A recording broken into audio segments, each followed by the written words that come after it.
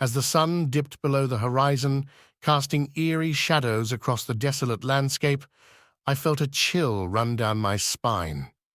The wind whispered through the barren trees, a haunting melody that seemed to echo my own apprehension. I stood alone, in front of the decrepit mansion that had been the subject of countless ghost stories and urban legends. It loomed over me like a sentinel of the past, its windows shattered and its walls weathered by the ravages of time.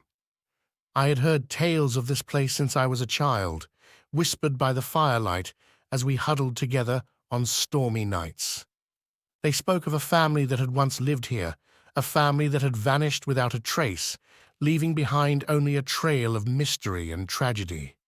Some said they had been cursed, others claimed they had been taken by malevolent spirits that roamed the halls of the mansion. But none of that had deterred me. No, I was determined to uncover the truth, to unravel the enigma that had haunted my dreams for years. With a deep breath, I pushed open the creaking front door, the sound echoing through the empty halls like a mournful cry. The air inside was musty and stale, as if it hadn't been disturbed in centuries. I shivered, my footsteps echoing as I cautiously ventured further into the darkness. The floorboards groaned beneath my weight, a haunting symphony that seemed to resonate with the very essence of the house itself. As I explored the mansion, I stumbled upon a grand staircase that spiraled upwards, disappearing into the inky blackness above. It beckoned to me, a siren's call that I couldn't resist. I ascended the stairs, my heart pounding in my chest, each step feeling like a leap into the unknown. The air grew colder, and a sense of foreboding settled over me like a heavy shroud. I reached the top of the staircase and found myself in a corridor lined with portraits, their eyes seeming to follow my every move. I came upon a door slightly ajar, a dim light flickering from within. With trembling hands, I pushed the door open, revealing a room that seemed frozen in time. Dust-covered furniture stood as silent witnesses to a bygone era, and a single candle illuminated the room with an eerie glow. And there, at the center of the room, was a grand piano, its keys untouched for years. A shiver ran down my spine as I approached the piano, a feeling of unease settling over me. As if guided by an unseen force, I sat down at the bench and let my fingers hover over the keys. With a hesitant breath, I began to play, the notes filling the room with a melancholic melody. It was a tune I had never heard before, yet it felt strangely familiar, as if it had been etched into my very soul. But then, as my fingers danced across the keys, a chilling whisper seemed to fill the air, a haunting voice that echoed in my ears. The room seemed to come alive, shadows swirling and dancing around me, and the temperature dropped to an icy chill. I felt a presence beside me, an invisible figure that seemed to be reaching out, its fingers brushing against my skin. My heart raced as I continued to play, my fingers moving faster and faster, the music becoming more frenzied and desperate. The room seemed to tremble, and a gust of wind blew through the open window, extinguishing the candle and plunging the room into darkness.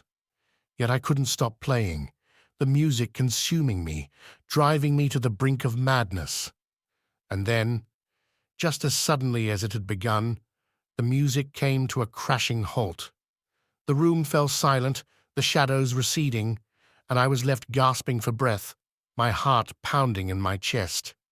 The presence was gone, and the room returned to its cold, still state.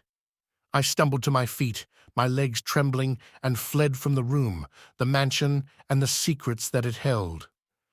The haunting experience at the mansion continued to consume my thoughts. Sleep eluded me, as each night I was plagued by dreams that seemed to blur the lines between reality and nightmare.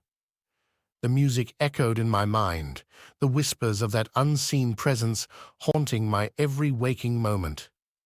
I became obsessed, unable to focus on anything else, my once peaceful life now in shambles. Desperation drove me back to the mansion, a compulsion that I couldn't resist. I returned to the scene of my unsettling encounter, determined to find answers, to understand the source of the eerie melody and the enigmatic presence that had gripped me so tightly.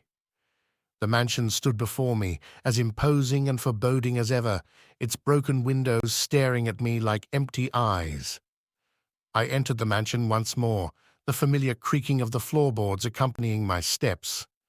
The air was thick with anticipation, the silence so heavy that it was almost suffocating.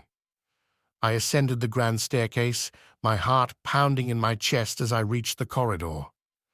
The door to the room where I had played the haunting melody stood before me, closed this time, as if it was guarding its secrets.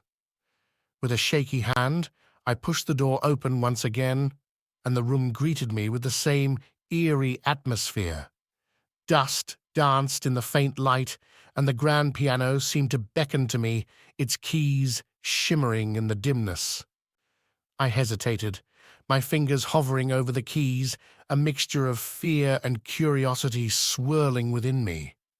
As if driven by an unseen force, I began to play once more, the same haunting melody filling the room. The notes resonated through the air, each one carrying a weight that seemed to press down on my very soul. The room came alive once again, shadows dancing and swirling around me, and the temperature dropped to a bone-chilling cold. But this time, I was not alone.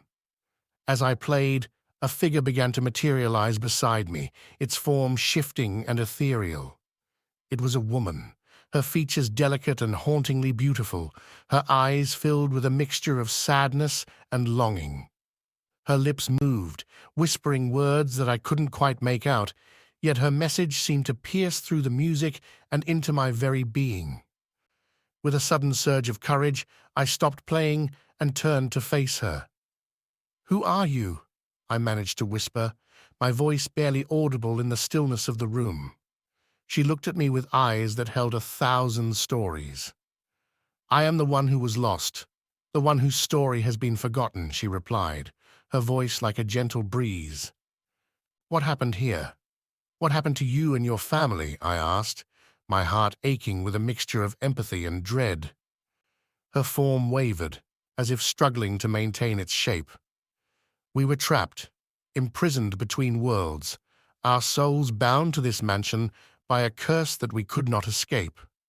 The music you play, it unlocks the door between our world and yours, a portal to our tragic past."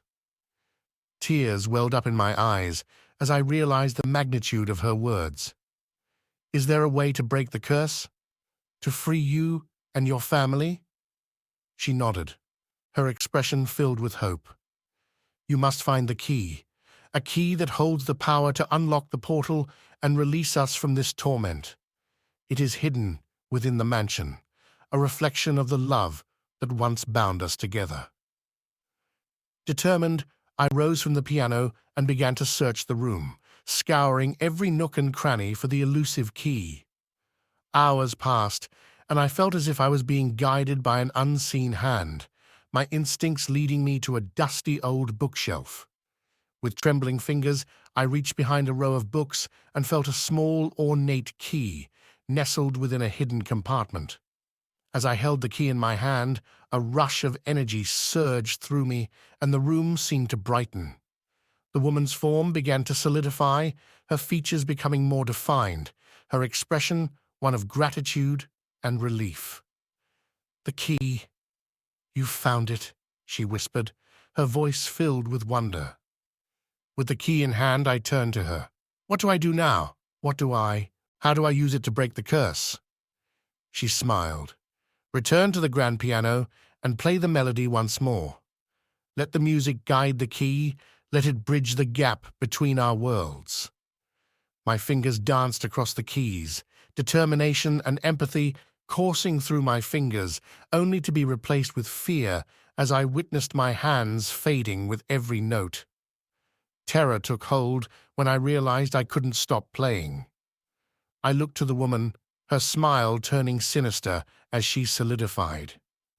I was taking her place,